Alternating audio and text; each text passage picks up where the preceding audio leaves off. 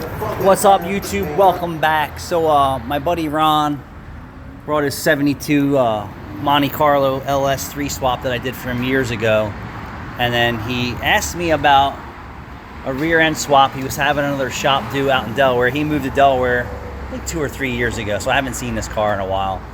So I said, all right, well, since I'm finished with the electrical work that he didn't want to mess with, which was a simple fix, I had to put it up in the air and put it on the locks because the guys are working on their hot rods in the shop, and I didn't want anything coming near the body of the car. It's like, well, while I'm under here, let me see what this guy did. So then I'm looking at his brake lines, hitting the exhaust. Now, this coil springs don't have enough strength to hold the car up. He has airbags in it, but when you're building a car and you're working on it, you gotta, think about, well, what if the airbags give out and the suspension compresses down and stays down and it's low? So that's hitting this exhaust pipe here, right? Then they have the vent tube up here, straight up.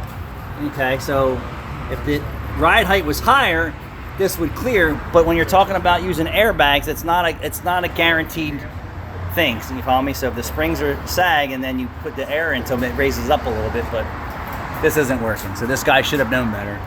The vent tube's hitting the exhaust. This brake line's hitting here. And then I look over here at the shocks and I'm saying, the brake hose mount is hitting the shock here too. All this stuff moves. And simple fix, right?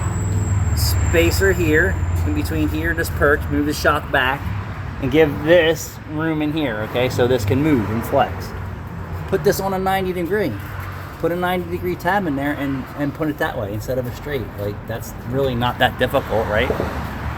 And then move the brake lines away from everything here so that they have clearance.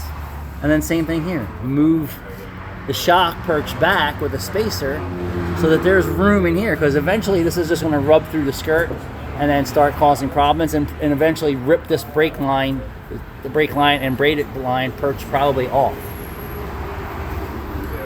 Yeah, so I figured I would check his work. I mean, I get it. It's supposed to be a bolt-in job, and it's not always a bolt-in. And you just let your customer know, like, hey, dude, this shit don't fit right. I need to modify it. What is that? Was I missing any grease fitting? It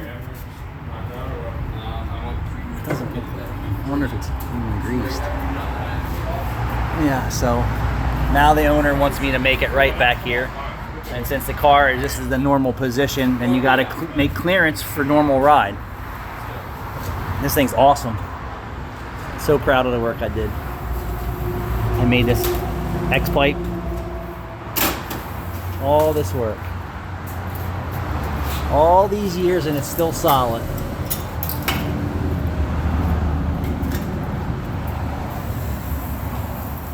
See, Caleb, I had to make the pocket for the air conditioning, air compressor. What's that?